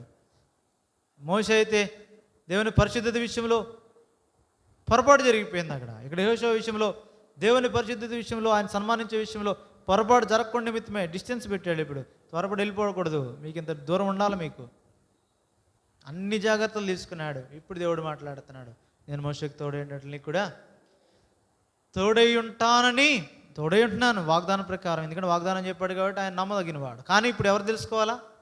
ఇశ్రాయేలీయులు తెలుసుకోవాలి. ఎందుకంటే వాళ్ళ కన్నుల ముందు నిన్ను గొప్ప చేయ మొదలు పెడతా. నువ్వేం చేయాలి? ఇప్పుడు 8వ వచనం, దానిలో నిలువుడని ఆజ్ఞాపించు. అప్పుడు యెహోషువ వచ్చి ఏమన్నాడు? మీరు ఇక్కడికి వచ్చి మీ దేవుడని యెహోవా మాటలు ఆయన ఆజ్ఞ ఇవ్వలేదు. ఇప్పుడు మీరు వచ్చి వినండి. పరిశుద్ధాత్మని మాటలకి మోషే ప్రభువైన యేసుక్రీస్తు మాటలకి వ్యత్యాసం చూడండి, కనబడుతుంది. మీరు వచ్చి ఆయన వినండి, ఆయన చెప్తున్నాడు కాదు, మీరు వచ్చి వినండి.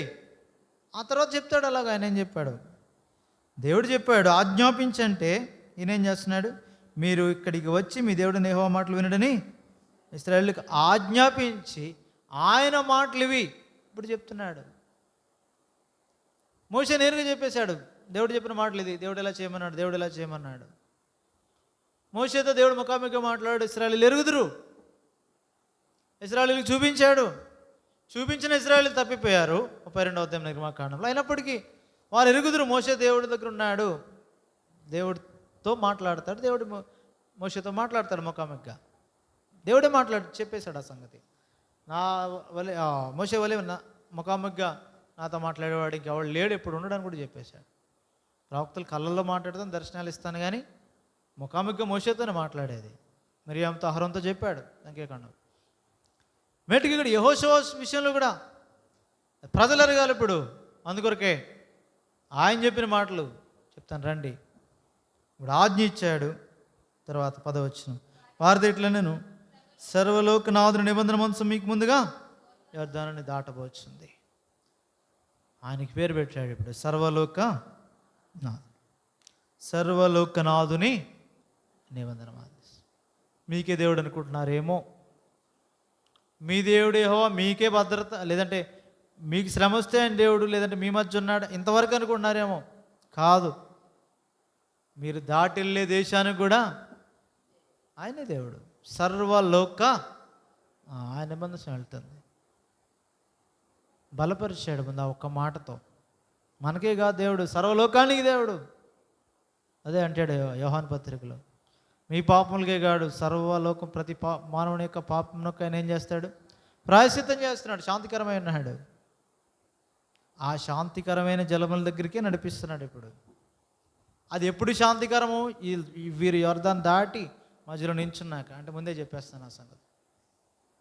ప్రభు వెళ్ళాడు, అడుగుపెట్టాడు, మునిగాడు, కంప్లీట్ అయిపోయాడు. మధ్యలోకి వెళ్ళి నిలబడిన తర్వాత ప్రభు అంటే నిబంధన మనసు. ఇప్పుడు ఇశ్రాయేలీలందరూ యోర్దాను దాటి వెళ్ళిపోయారు. మునుపు ఉన్నట్టు జరగలేదు. ఇప్పుడు వేరే సంగతులు.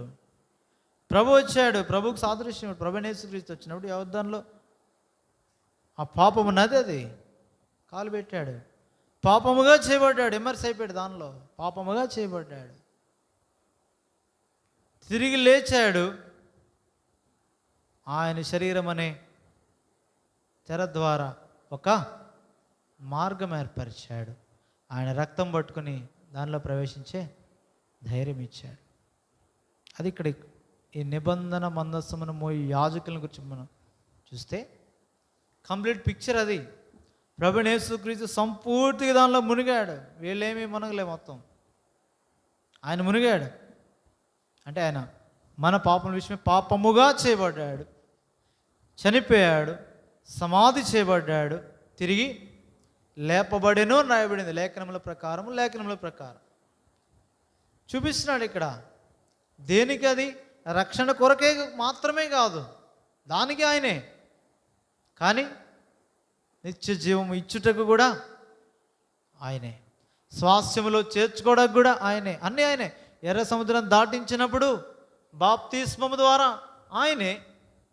యోర్దాను దాటినప్పుడు ఇది బాప్తిస్మం కొరకు కాదు, ఇది స్వాస్థ్యములో పాలిభాగస్థులంగా చేయబడిన నిమిత్తమే. ఆయన వారమైన ఈ మరణ శరీరాన్ని, ఈ లోకాన్ని, అపవాదిని జయిస్తే తప్ప ఆ నిత్య స్వాస్థ్యంలో పాలు పొందలేం. జయించువాడు వీటిని స్వతంత్రించుకుంటాడు. జయించకపోతే కాదు. ఆ జయ జీవితాన్ని గురించి మాట్లాడుతున్నాడు ఇక్కడ. జయిస్తేనే, జయించకపోయినా బతుకుతాడు ఎలీషా. జయించాడు కాబట్టి ఏలియా యొక్క ఆత్మలో 2 పాళ్ళు ఇవ్వండి.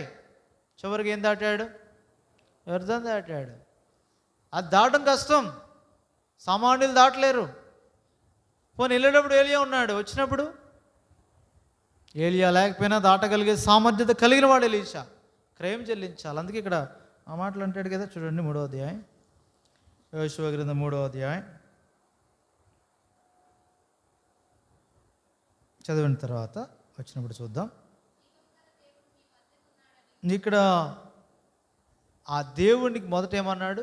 సర్వలోక నాథుడు. రెండోది ఏమంటున్నాడు? జీవము గల దేవుడు మీ మధ్య ఉన్నాడనియు, ఆయన నిశ్చయముగా మీ ఎదుటి నుండి కననీయులు, హిత్తీయులు, హివీలు, పెరిజ్జీలు, గెర్గేషీలు, అమోరీలు, ఎబుసీలు 7 ఉన్నారు జాతుల వారు. వాళ్ళని ఏం చేస్తాడు? వెళ్ళగొట్టిన. దీనివలన మళ్ళీ ఇక్కడ చూడండి, ఎర్ర సముద్రం దగ్గర దాటక ముందు ప్రమాదం. వెనక ఎవరున్నారు? ఫరో సైన్యం ఉంది, ముందు ఎర్ర సముద్రం. ఇప్పుడు యోర్దాను దగ్గర రివర్స్. అది దాటక ప్రమాదం. దాటకపోతే అక్కడ బాగానే ఉండొచ్చు. వారు దాటిన తర్వాత దేశం వాళ్ళది కాదు, వాగ్దాన దేశమైనా వాళ్ళది కాదు. అక్కడ ఎవరిది? అది ఇక్కడ ఉన్న 7 జాతుల వాళ్ళు ఉన్నారు అక్కడ. వాళ్ళు ఎలాంటి వాళ్ళు ముందు కనబడింది, ముందుకు తెలుసు వాళ్ళకి వాళ్ళు ఎలాంటి వాళ్ళు. కానీ ముందు వాళ్ళు ఉంటారు, వెనకాలకు వచ్చేద్దామా అంటే వెనకాల ఏముంటుంది? దాటిన తర్వాత యోర్దాను దాటే వెనకాల ఏముంటుంది? మళ్ళీ అదే యోర్దాను ఉంటుంది. వెనకాలకి రావడానికి ఉండదు. ఇంకా ముందుకు వెళ్ళడమే క్రైస్తవ జీవితం. వెనక్కి వచ్చేది కాదు, మళ్ళీ వెనక్కి ఐగుప్తు కాదు, మళ్ళా సొదొమ కాదు, ముందుకు వెళ్ళడమే. వెనక్కి తిరిగి చూడడానికి అవకాశం లేదు. లోతు జీవితంలో వారు నేర్పించబడింది. వెనక్కి తిరిగి చూడొద్దు. దృష్టాంతంగా లోతు భార్య ఏమైపోయింది? ఉప్పుస్తంభం అయిపోయింది. అబ్రహాముకు చేయబడిన వాగ్దానం అది. స్వాస్థ్య భూమి అది. వెనక్కి తిరగడానికి లేదు. వెనక్కి ఎవరైనా రావాలి అంటే రాజీ పడిపోయి అక్కడ మాకు కావాలని తీసుకుని యోర్దాను అవతలు తీసుకున్న రూబేనీలు, గాదీలు, మనష్షే గోత్రం వారే కానీ వెనక్కి దానికి మించి వెనక చూడడానికి లేదు. అది అక్కడ జ్ఞాపకం చేయబడుతుంది. వీళ్ళు దాటిన తర్వాత ఉంటుంది అసలు పరీక్ష. అది అందుకే ముందు జ్ఞాపకం చేస్తున్నాడు. ఆ భయము, దాటడం భయం కాదు, ముందు నీళ్లు దాటి వెళ్ళడం భయం కాదు, నది దాటి వెళ్ళడం మరణమే. నది దాటాక ఇంత కష్టపడిన నది దాటి వాళ్ళ చేతిలో చచ్చిపోతే ఇంకేముంటుంది? ఆ భయం లేకుండా ముందే చెప్తున్నాడు, యెహోవా మీ మధ్య నుండి వారిని మీ ఎదుటి నుండి వెళ్ళగొడతాడు. దీనివల్ల మీరు దానికి రుజువు ఏంటంటే దాటడం ద్వారా తెలుసుకుంటారు. తర్వాత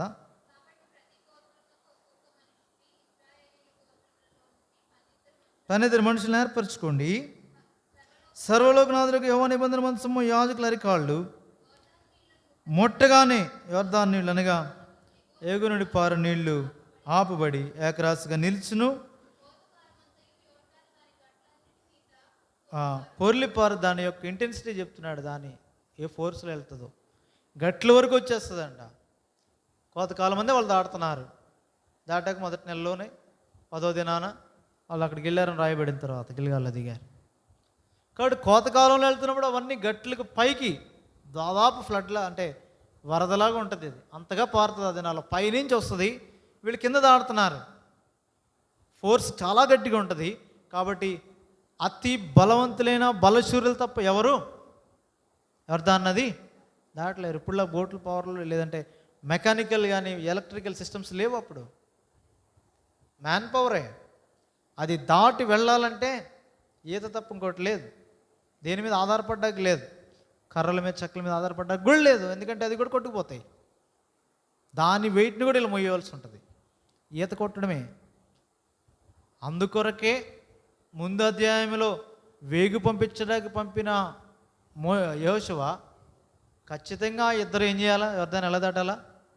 ఈతతోనే దాటాలి. వేరే ఏ మార్గం లేదు. ఈత కొట్టుకుని వెళ్ళాల్సిందే. దానికి సమర్థులైన వారినే పంపించాడు. వాళ్ళు ఈత కొట్టుకుని వెళ్ళి ఉండొచ్చు, మళ్ళా అలాగే రావాలా. అయితే ఇప్పుడు అలాగ అందరూ వెళ్ళడానికి లేదు కదా. ఎందుకంటే ఇందులో స్త్రీలు ఉన్నారు, పిల్లలు ఉన్నారు, ఇంకా వారి పశువులు అవన్నీ ఉన్నాయి. కాబట్టి వారి సంపద అంతా ఉంది. అలా వెళ్ళడానికి లేదు. అందు నిమిత్తమై స్పష్టంగా అందుకే యోర్దాను దాటడం అంటే వాళ్ళలో ఉదాహరణకి అర్థమయ్యేదాని కొరకే దావీదు దినవృత్తాంతాల రాజుల్లోనూ చూడండి, దినవృత్తాంతాల గ్రంథంలోనే 12వ అధ్యాయం చూడండి. దావీదు సౌలుకి భయపడినప్పుడు బెన్యామీలు కొందరు దావీదు దగ్గరికి వచ్చారు. వారిని గురించి మాట్లాడినప్పుడు వాళ్ళకి కొద్దిమంది అధిపతులు ఉన్నారు. వాళ్ళు ఏంటంటే 100 మందికి ఒకళ్ళు అత్యల్పు లేనివాడు, అత్యధిక లేని వారు 1000 మందికి ఒకడు ఉంటాడు. 1000 మందికి ఒక అధిపతి అంటే వాళ్ళలో పెద్దవాడు. 14 వచ్చిన చదవండి నేరుగా. దినవృత్తాంతాల మొదటి గ్రంథం 12వ అధ్యాయం 14 వచ్చింది. అత్యల్పుడైన వాడు 100 మందికి అధిపతి, అత్యధికుడైన వాడు 1000 మందికి అధిపతి. యోర్దాను గట్టుల మీదగా పొర్లి పారుచుండు మొదటి నెల యందు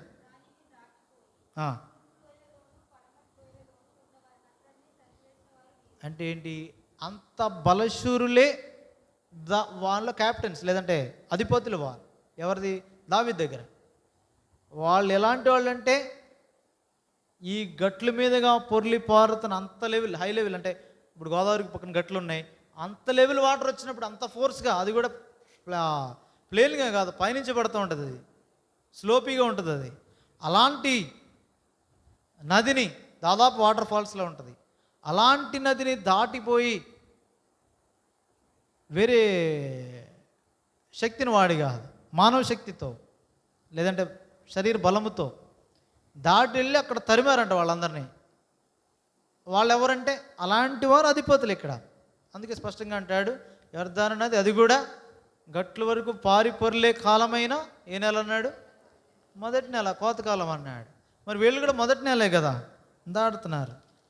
అంటే వాళ్ళకు వేగుకు వెళ్ళి చూచి వచ్చిన వాళ్ళు అంత బలవంతులు, సామాన్యులేం పంపించలే. వాళ్ళు స్పిరిచువల్గా బలవంతులు, సైకలాజికల్గా బలవంతులు, ఫిజికల్గా కూడా ఆత్మీయంగా, మానసికంగా, శారీరకంగా బలవంతులే పంపించాడు. ఇద్దరినే, మళ్ళీ 12 మంది కాదు, ఎంతమందిని? ఇద్దరినే పంపించాడు. యెహోషువ 2వ అధ్యాయంలో, 3వ అధ్యాయంలో. అందుకే అంటాడు, ఈ సామాన్యమైన దినాల్లో వెళ్ళట్లేదు, మీరు మొదటి నెలలో వెళ్తున్నారు. అందుకే దాటిన తర్వాత చెప్తాడు కదా. 4వ అధ్యాయం 19వ వచనం, 18వ వచనం, 4:18 యెహోషువ.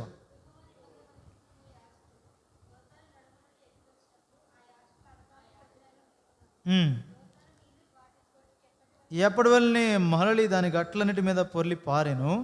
మొదటి నెల 10వ తేదీ. మొదటి నెలలోనే ఎంత ఫోర్స్ ఉండేది, ఎక్కువ ఉండేది. అందు నిమిత్తమే అలాంటప్పుడు నది దాటాలంటే ఎంత కష్టమైన పరిస్థితి. యోధులే కానీ ఎవడ దాటలేని పరిస్థితిలో ఆ 3 దినాలు దేవుడి తప్ప ఎవడు చేయలేడు. దేవుడి మీద ఆధారపడ్డారు.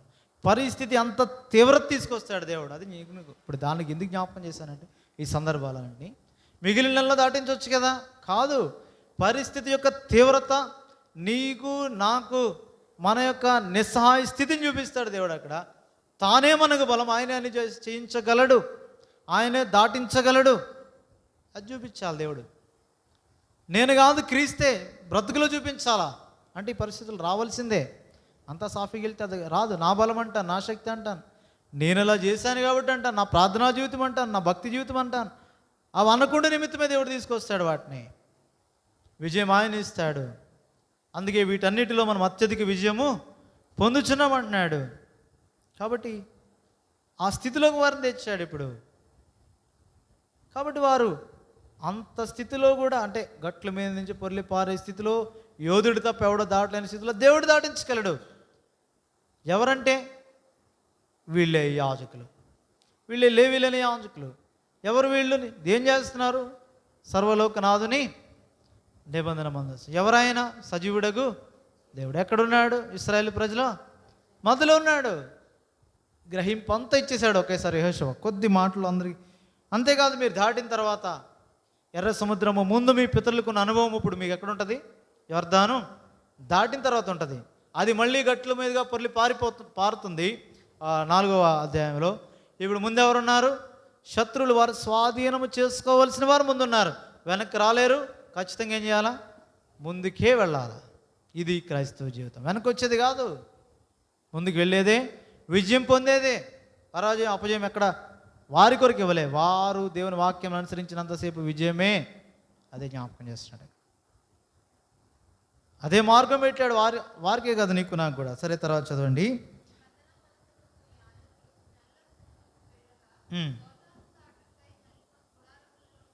ఇప్పుడు బయలుదేరి అప్పుడు ఆ మందసమును మోయి వారు యొర్దానులో దిగిన తర్వాత మందసమును మోయి యాజకుల కాళ్ళు నీటి అంచున మునగగానే పైనుండి పారు నీళ్లు బహు దూరమున ఆదాముపురముకు దగ్గర ఏకరాశిగా నిలిచిపోయాయి, ఆపబడ్డాయి. ఎర్ర సముద్రము అది డివైడ్ అయింది, 2 భాగాలకు విభజించబడింది. తూర్పు గాలి వచ్చింది, దాన్ని ఏం చేసింది? ఆరిపోజేసి మార్గం సిద్ధపరచబడింది. అది వేరే, ఇక్కడ వేరు. ఇక్కడ విభజన కాదు అయ్యింది. ఏమైంది? పైనుండి వచ్చే నీరు అక్కడ ఒక ఏకరాశిగా ఆగిపోయింది. కింద ఎలా కిందకు పోద్ది? మధ్య ఏమొస్తుంది? ఆరిన నేల, అనగా నేల మిగులుతుంది, నీళ్ళు ఉండవు. దాని మీద ఇశ్రాయేలీయులు చక్కగా నడవగలిగిన రీతిగా ఆపాడు. ఇప్పుడు సామాన్యమేం కాదు ఇది. అందుకే చెప్పాడు, అద్భుతమైన మాట వాడాడు. రేపు యెహోవా మీ మధ్య అద్భుత కార్యాలు చేశాడు. కాబట్టి మిమ్మల్ని మీరు పరిశుద్ధపరచుకోండి. దాని ద్వారా కేవలం ఇశ్రాయేలీయులు వారి మధ్య అనుకోకూడదు. నీ మధ్య, నా మధ్య కూడా, నీ ద్వారా, నా ద్వారా కూడా వీటికంటే మరి గొప్పవి చెప్తున్నాడు కదా ఆయన. వీటికంటే మరి గొప్ప కార్యాలు నీ ద్వారా, నా ద్వారా చేయాలని ప్రభు కోరుతున్నాడు. ఆ విశ్వాసం నీలో ఉంటే చాలు. ఆ ఆత్మ సంబంధమైన నడిపింపు నీలో ఉంటే చాలు. క్షణికమైన వాటి కొరకే, క్షయమైపోయే వాటి కొరకే మనం దృష్టి ఉంచినంతసేపు దేవుడు మన కొరకే సిద్ధపరిచిన గొప్పవైన సంగతుల్లో ప్రవేశం మనకు ఉండదు. అవి లేకపోతే యజమానుని సంతోషంలో ప్రవేశించలేం. అందుకే జ్ఞాపకం చేస్తున్నాడు. ఎంత గొప్ప విశ్వాసం వారికి. యాజకులకి మొదట, లేవీయులకి యాజకులు ముందు మీరు విశ్వాసం. ఆ విశ్వాసంతో వాళ్ళు వెళ్ళారు, మధ్యకు వచ్చి నిల్చున్నారు. త్వరపడి మళ్ళీ ఎప్పుడు వచ్చేస్తాయని దాటి వెళ్ళిపోవట్లే, మధ్య వారు నిల్చున్నారు. ఇప్పుడు ఇశ్రాయేలీలందరూ చదవండి. బొత్తిగా ఆపబడెను.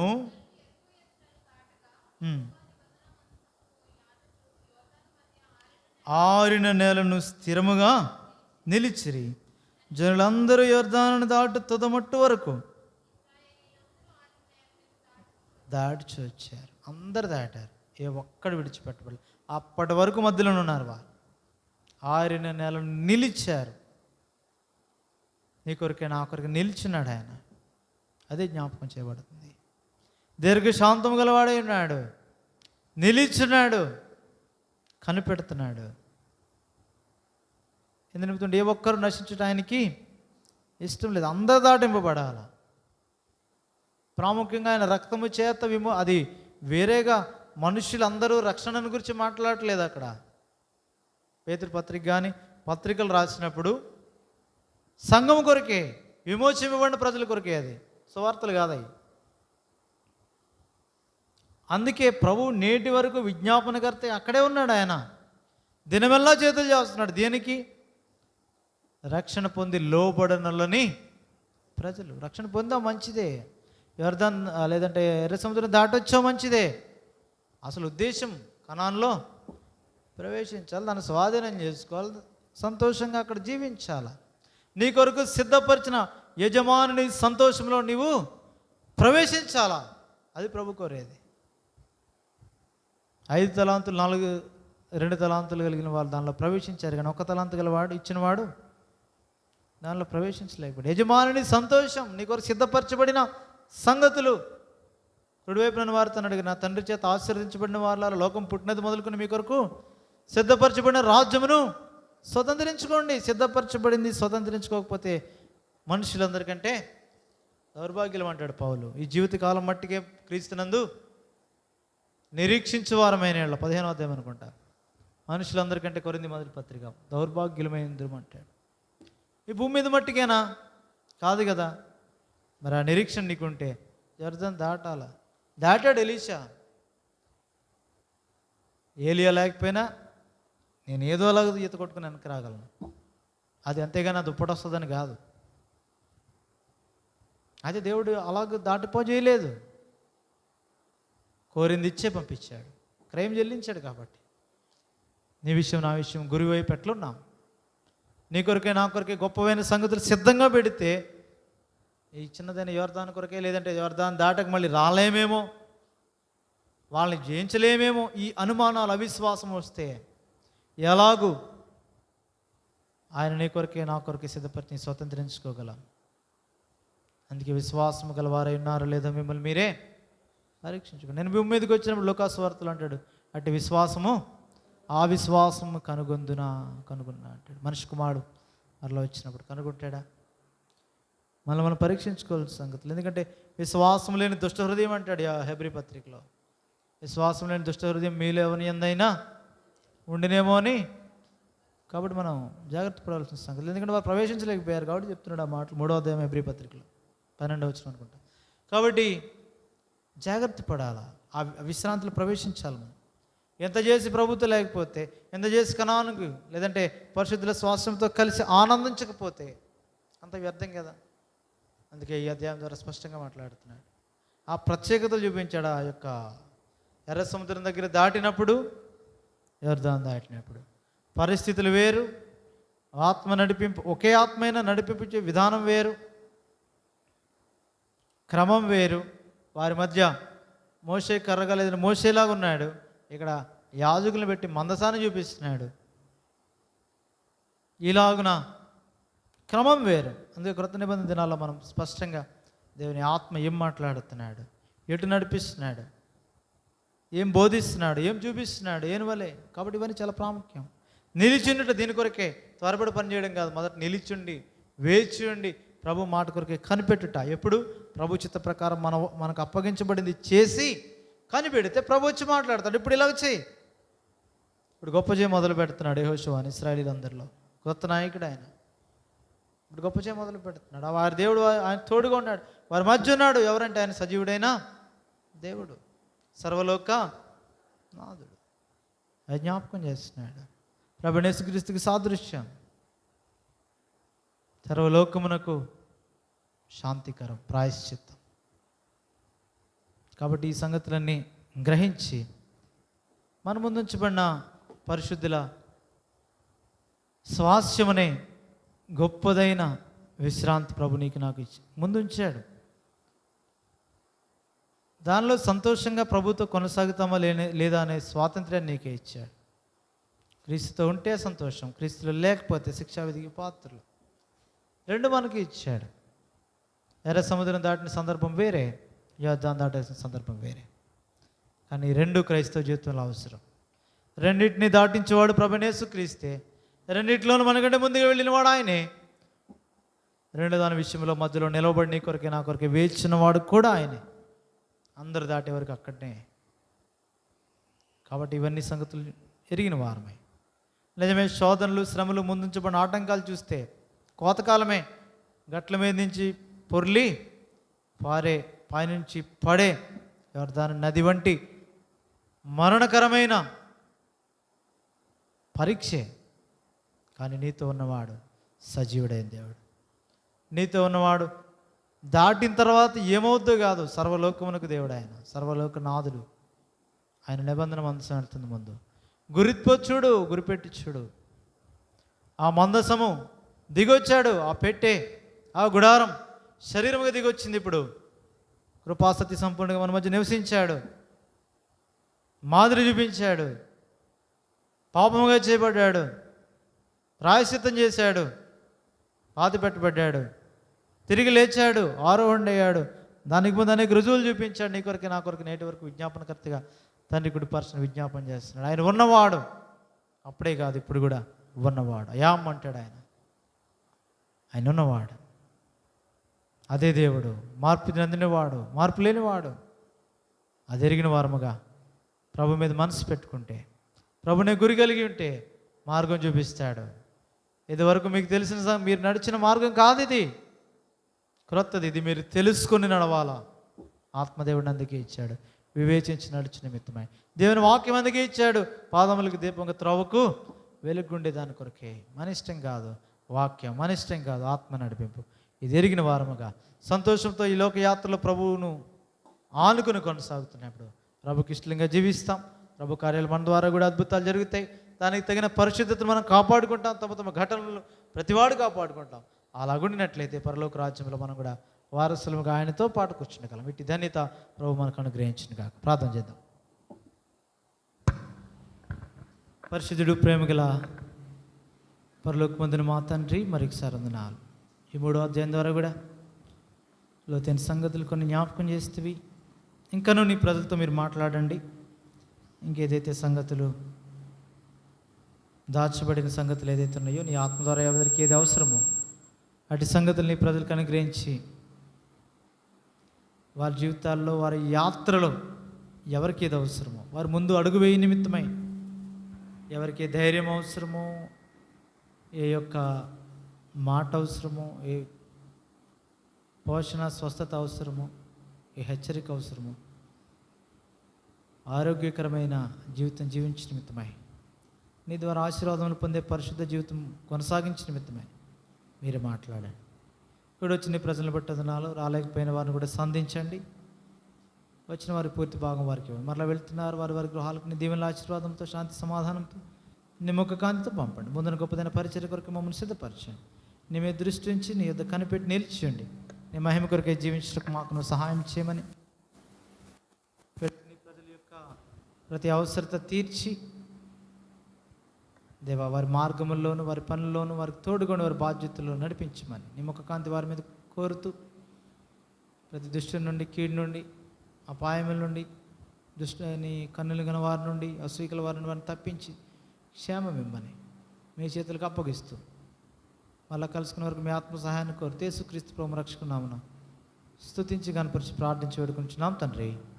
పరమత నేను దేవుని ప్రేమయు, ఆయనకు మాడిన యేసుక్రీస్తు ప్రభు యొక్క కృపయు, పరిశుద్ధాత్మైన కన్యని సహవాసం కూడా వచ్చిన మనకును సార్వత్రిక సంఘంలో చెందిన సకల పరిశుద్ధులకును సదాకాలము తోడేండిన గాక. ఆమె. Praise Lord, praise lord.